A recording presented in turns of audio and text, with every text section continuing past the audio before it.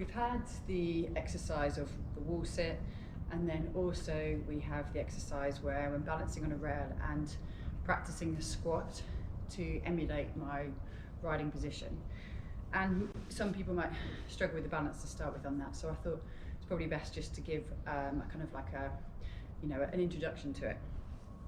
So really the aim is to be able to work on your balance, so being even left and right, and when we're on a horse it's quite possible to be sat a little bit, letting the hips move a bit and collapsing a little bit. So the idea is to work on the core and the glutes and the quads to be able to make them all stronger, whilst obviously seeing if we can maintain our position so our shoulders are back. So I think it's possible to do a lot of this work dismounted. So, and at the moment, obviously, it's the winter, people are less able to ride. So it's really good to be able to practice this. And again, I would practice this frequently. I'd like to say 5 times a week if I can. So the idea is almost like a squat. So you're thinking the back is soft, the lower back is loose, the core is tight, quads are working, and the glutes are tight. And it's just really thinking about, are my feet, is it all the way evenly distributed between the little toe and the big toe? So the feet are completely flat.